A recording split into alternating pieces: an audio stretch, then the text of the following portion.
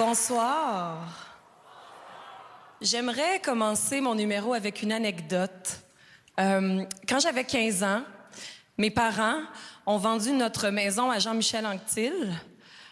J'ai eu beaucoup de peine parce que c'était la maison de mon enfance et Jean-Michel me l'a enlevée. J'avais tout vécu là-dedans. Fait que quand je pense que le monde capote parce que Joël Legendre s'est touché dans un parc, Chris, Jean-Michel Anctil se touche dans mes souvenirs. Merci de rire. Merci infiniment de rire. Mais en même temps, vous êtes venus pour ça, hein? Vous êtes venus pour rire. Vous êtes environ 3000 personnes à avoir dépensé en moyenne 70 $ pour votre propre divertissement. Merci d'être là, sauf qu'en même temps, on aurait pu se mettre à la gang, puis ramasser 210 000 $ et donner ça à un organisme qui s'assure que tous les enfants mangent le matin. Mais non, vous êtes ici pour votre divertissement, c'est honorable.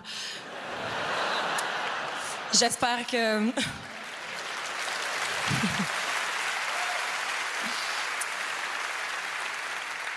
J'espère que vous allez autant rire que ces enfants-là ont faim.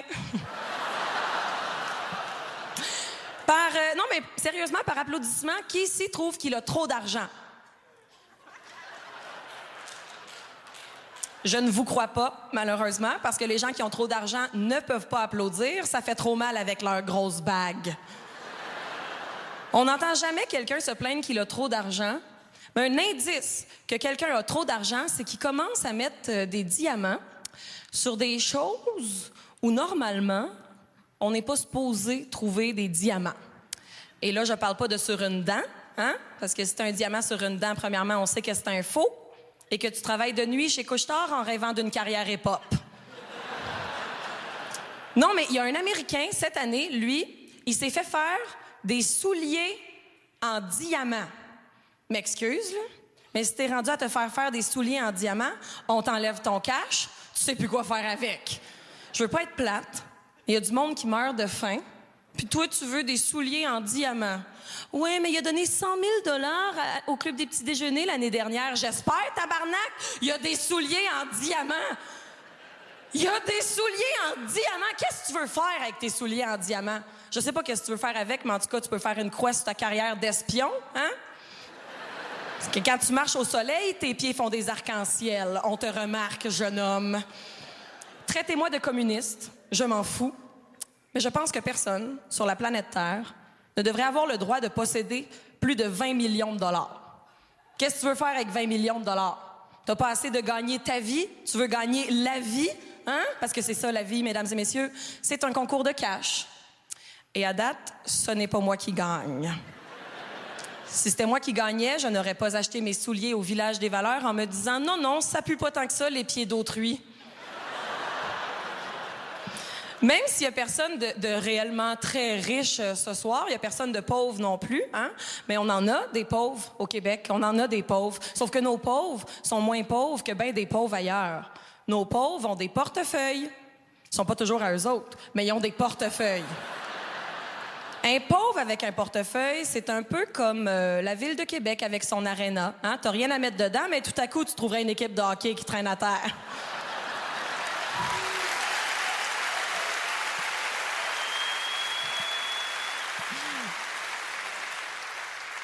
D'ailleurs, ça me fait rire que quand on achète un nouveau portefeuille, ils nous mettent tout le temps des fausses cartes de crédit en carton dedans, comme pour nous montrer quoi faire avec. Je sais quoi faire avec.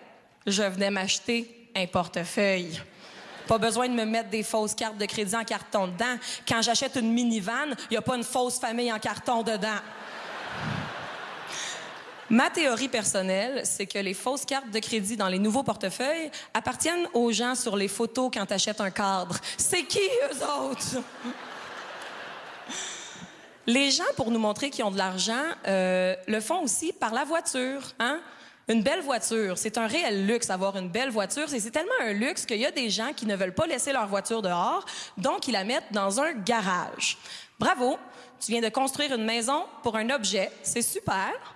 Nos voitures sont tellement importantes qu'on a aussi des commerces qui sont dédiés à les laver. Hein? On donne des douches à nos chars. Savez-vous qui aimerait ça qu'on leur construise des maisons puis qu'on leur donne des douches? Toutes Verdun.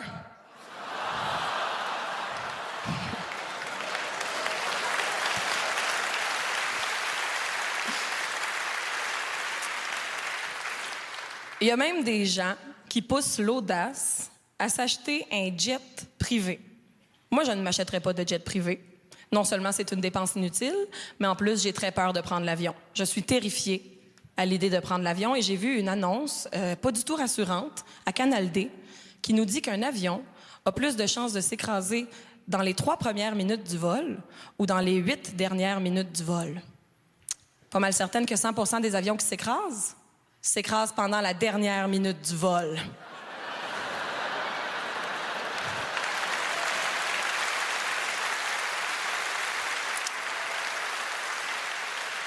J'ai fait mes recherches. Non, mais c'est vrai, c'est bien dommage, mais la vie, c'est un jeu d'argent, mais un jeu d'argent avec des règlements de marde, des moins bons règlements qu'au Monopoly. Les règlements au Monopoly sont plus justes, parce qu'imaginez-vous la crise, vous autres. Si on commence une game de Monopoly, puis juste de même, comme ça, il y a un gars qui joue au Monopoly, lui, il part avec 5000 piastres de plus que tout le monde. Comme ça, sans raison valable, juste parce que son père, c'était le chapeau, tu sais? Il y a même du bien-être social au Monopoly. Il y a du bien-être social au Monopoly. Passe égaux, réclamer 200 $, t'as rien crissé de la game, puis tu fais 200 piastres juste de même, c'est du bien-être social.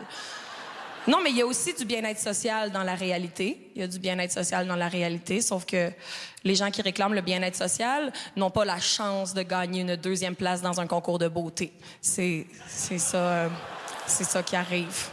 Non, mais regardez, la preuve que le Monopoly, c'est plus juste. La preuve, OK? Tout le monde commence égal, tout le monde a autant d'argent, tous les terrains sont encore disponibles, puis malgré tout ça, le monde finit quand même par se chicaner. Puis nous, on joue au jeu de la vie contre du monde qui part avec 500 millions de dollars de plus que nous autres, puis il n'y a plus aucun terrain disponible. Puis on joue quand même. On n'est même pas si fâchés que ça. On n'a aucune chance de gagner, puis on joue. Fait que si la vie, c'est juste un jeu, je propose qu'on finisse cette game-là. On va dire à l'homme le plus riche au monde, félicitations, vous avez gagné cette partie. Maintenant, on recommence. Fait qu'on met tout le cash dans la boîte, puis on split égal. Merci beaucoup, bonne soirée. Merci. C'était Virginie Fortin!